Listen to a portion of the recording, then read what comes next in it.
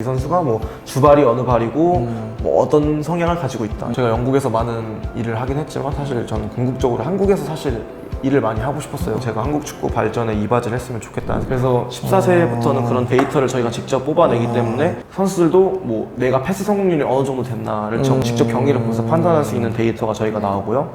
그다음에 18세, 23세 같은 경우에는 그에 관한 리포트를 만들어줍니다. 팀 리포트 많이 보시는 이제 뭐 패스 성공률, 뭐 슈팅 개수, 뭐 크로스 성공률, 그다음에 이제 또 개인 분석, 개인적으로 패스 성공률, 뭐 경합 실패 성공, 뭐 드리블 실패 성공 이런 개인적인 데이터도 저희가 리포트를 쫙 제공을 하기 때문에 높은 나이대 선수들일수록 이제 자기 자신에 대한 피드백, 그다음에 팀에 대한 피드백을 좀 더 객관적으로 볼 수 있는 지표를 저희가 만들어주는 역할을 하죠. 이게 들으면 들을수록 크리스탈 팰리스 선수들이나 영국에서 유소년 선수로서 성장하는 친구들은 되게 좋을 것 같다는 생각을 하고 있어요, 계속. 왜냐면 지금처럼 이렇게 디테일하게 본인이 성장하는 과정을 영상으로 된 거를 보면서 본인의 단점도 뭔가 이제 변화를 시킬 수도 있고, 성장을 시킬 수도 있고, 장점을 극대화시킬 수도 있는 그거를 영상으로 보는 거잖아요, 일단은. 네네. 나이가 들면 들수록 디테일하게. 네. 혹시 우리나라 비디오 전력 분석가님들하고 대화 같은 건 좀 해보셨어요? 최근에 한국에 계신 지도자분들 몇 분 만나 뵙긴 했는데 그래도 최근에 많이 이제 받아들이시려고 하는 편이신 것 같아요. 근데 아무래도 한국이 환경이 부족하고 객관적으로 인력이 많이 부족하기 때문에 저희는 분석관이라는 역할이 따로 있잖아요. 한국의 대부분의 팀들은 분석관을 따로 둘 환경이 안 되는 데다가 훈련도 많고 경기도 많고 그러니까 지도자분들이 할 일이 굉장히 많아요. 그런 지도 말고도. 그래서 이런 분석을 해주려면 지도자분들이 영상을 찍어서 직접 편집을 해서 아이들한테 보여줘야 되는데 사실 물리적인 시간이 굉장히 부족하고 또한 인력이 부족하기 때문에 생각은 하셔도 실행하지 못하시는 분들도 그런 분들이 많으신 것 같아요. 그래서 제가 객관적으로 느낀 거는 참 이런 비디오 분석을 하면 아이들이 성장에 많이 도움이 될 것 같은데 왜냐면 프로가 되기 전까지 아이들이 거의 자기 경기 영상을 객관적으로 보는 경우가 굉장히 적은데 보게 되면 많이 성장할 수 있는 기회가 될 것 같아요. 왜 자기가 지적받는 부분이 뭔지 성장해야 되는 부분이 뭔지를 스스로 알고 객관적으로 이해하면 더 빠른 성장이 이루어질 수 있다고 저는 믿고 있는데 그런 부분이 조금 부족한 점, 한국이 환경적으로 부족한 점이 좀 아쉬운 점이라고 할 수 있죠. 그쵸. 이거는 우리나라가 잘한다 못한다 이걸 떠나서 환경이 그래요. 그럼 전력 분석가는 혹시 상대 팀의 개인 선수, 좀 잘한다는 선수 같은 것도 다 세세하게 분석을 하나요? 저희도 합니다. 근데 아까 말씀드렸다시피 이제 추구하는 방향이 다르기 때문에 16세까지를 보통 이제 유소년으로 많이 보는데요. 16세까지는 상대 분석을 아예 하지 않습니다. 왜냐하면 그때까지는 상대를 분석해서 우리 형태를 바꾸는 것보다는 우리가 해왔던 거를 잘 플레이하는 거, 우리가 연습해왔던 거를 경기장에서 실천하는 거를 중요시하고요. 18세, 23세는 실제 프로에 나아가기 직전이기 때문에 이때는 결과를 더 얻을 줄 알아야 되고 상대에 맞춰서 우리가 어떻게 변해야 되고 어떻게 다르게 플레이해야 될지를 이해도를 높여주는 나이이기 때문에 18세부터 상대 분석을 해서 경기 전에 리포트를 따로 만들어주기도 합니다. 이 팀의 성적이 어떠하고 예상 포메이션이 어떠하고 어떤 식으로 플레이하는지 그다음에 개개인 선수의 강점, 약점이 어느 정도인지 간단하게 영상을 주기도 하고 이제 글로 된 PDF 파일로 리포트를 주기도 하고 이런 식으로 상대 분석을 해주죠. 18세, 23세에게만. 크리스탈 팰리스의 관점에서 보는 거죠, 이거는? 네, 이게 아마 많은 팀들이 다 다를 거예요. 다 다른데 이제 크리스탈 팰리스 안에서는 이런 식으로 진행이 되어 왔습니다.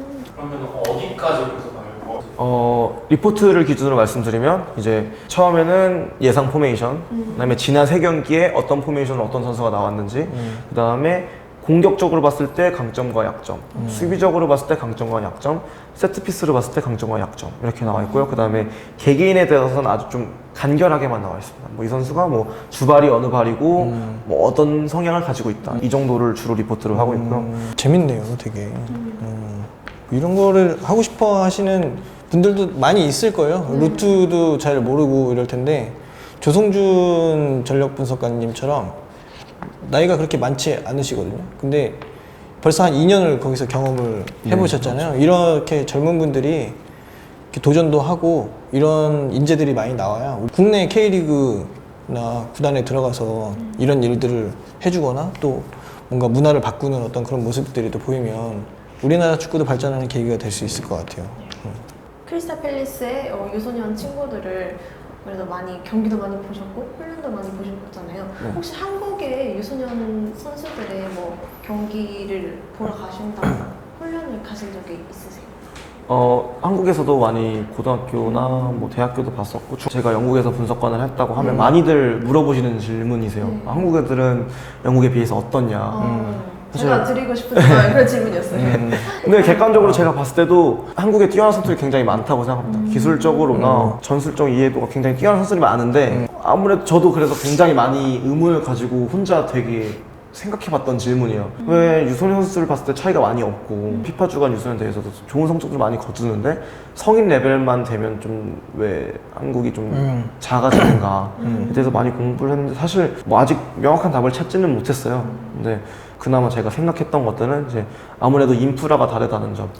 영국 같은 경우에는 사실 비교할 수 없을 정도로 인프라가 크고 뭐 정말 막말로 두 팔 두 발이가 다 달려 있으면 영국에서 축구 팀에서 한 번쯤은 뛰어봤다 말할 정도로 모든 아이들이 축구를 직접 경험하고 하기 때문에 그 아이들 중에 좋은 선수를 이제 골라내는 거죠 사실.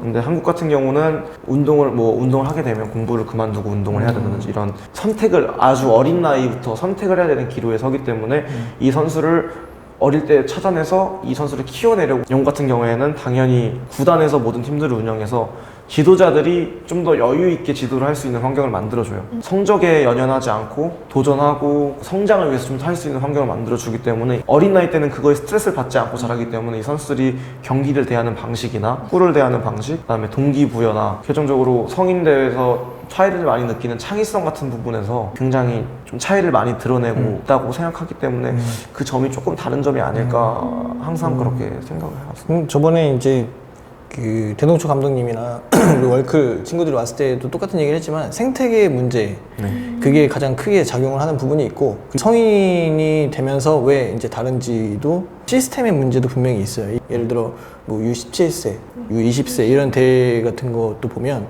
우리나라는 그 연령대에 가장 잘하는 선수들만 모아요. 근데 이제 유럽 예를 들면 그 잉글랜드를 비교를 해보면 그 연령대에서 이미 그 선수들 프로에 가 있거든요. 16세부터 프로에 진출할 수 있는 선수들이라 구단에서 안 빼주는 경우도 있어. 그런 피파 주간 대회는. 우리나라는 사실은 이런 대회에서 한국 선수들이 잘한다는 걸 보여줘야 하기 때문에 가장 좋은 전력으로 있어야 하고 해외파들도 막 부르고 막 그래요. 외국은 U20세 월드컵에 그다지 목숨 걸진 않는 것 같아요. 제가 봤을 때는. 그래서 그런 뭐 차이점도 분명히 있지 않을까? 국가 대항전을 대하는 태도? 네.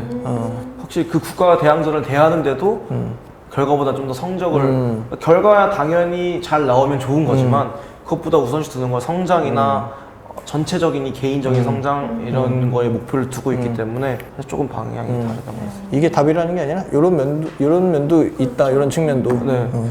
근데 제가 느낀 거는 이게 확실히 인프라가 다르고 환경이 다르기 때문에 제가 영국에서 아무리 좋은 걸 봐도 100% 한국에 들여온다는 게 말이 안 된다고 생각합니다. 왜냐면 여기 한국에서 축구를 하는 선수나 지도자나 이런 저희가 뭐 대학에 진학해야 되는 이런 구조가 있기 때문에 영국과는 비교하기가 힘들다는 생각을 많이 했어요. 영국 같은 경우에 정말 몇백 년을 걸쳐서 이렇게 만들어 온 역사에 반해서 한국은 이제 시작하는 단계라고 볼 수도 있기 때문에 좋은 점을 조금씩 받아들여와서 굉장히 많이 성장하고 있다고 생각을 해요. 짧은 시간 안에. 그런 면을 보면 더 좋을 것 같고. 사실 비교가 필요 없어요. 왜냐면 문화 자체가 다르기 때문에 그 우리나라의 그 외국의 좋은 점이나 아니면 외국에서 써먹을 수 있는 어떤 그런 내용들을 국내 환경에 맞게끔 적용을 하면 될 일인데 이걸 해외가 좋다고 해서 해외 걸로 막 받아들여서 바꿀 이유는 없거든요. 최근에 대한축구협회에서 그런 걸 해요. 벨기에에서 지도자분들이 연수를 다녀오셔서 한국에 이제 퓨처팀이라는 연령별 대표팀이 생겼는데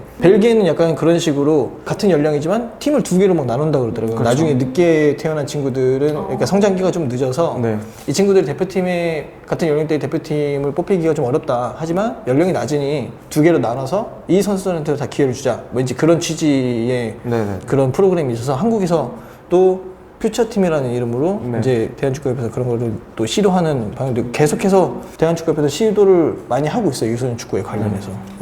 저도 굉장히 영국에서 놀랐던 건데 이제 따지면 느린이죠, 느린. 그러니까 빠른 년생이 아니라 이제 같은 뭐 2002년생이지만 사실 1월생과 어린 나이 때 1월생과 12월생은 거의 1년 가까이 차이가 나면 성장이 너무 차이가 많이 나긴 나지만 학년별로 게임을 뛰기 때문에 사실 두각을 나타내기 힘들기 때문에 이 선수들을 케어하는 게 이제 굉장히 중요하다고 영국에서 지도자일 때도 많이 듣는 얘기예요. 굉장히 좋은 점들을 잘 받아들이고 맞아요, 있다고 생각이 맞아요. 들었어요. 앞으로의 어떤 계획이나 뭐 목표가 있는지. 제가 영국에서 많은 일을 하긴 했지만 사실 저는 궁극적으로 한국에서 사실 일을 많이 하고 싶었어요. 제가 뭐 어느 정도의 사람이 될지 모르겠지만 제가 한국 축구 발전에 이바지를 했으면 좋겠다는 생각이 항상 있었기 때문에 사실 한국에서도 좋은 기회가 나면 일을 하고 싶은 마음이 굉장히 크죠. 그리고 저 같은 경우에는 사실 처음에 영국 넘어갔을 때는 네. 지도자, 그러니까 필드 코치가 되고 싶다는 마음이 굉장히 컸었어요. 왜냐하면 제가 프로 선수까지 못 갔기 때문에 내가 높은 자리까지 코치로서 올라가려면 나만의 장점을 가져야겠다고 생각해서 영국에 가게 됐던 동기가 굉장히 컸는데 좀 더 배운 게 많으니까 이런 장점을 가지고 필드 코치에도 이런 점을 제가 접목할 수 있도록 하는 것, 영국의 좋은 것들을 많이 배워와서 한국에 접목할 수 있도록 노력을 하는 것, 그리고 한국의 축구가 궁극적으로 발전하는 것이 제 최종적인 목표라고.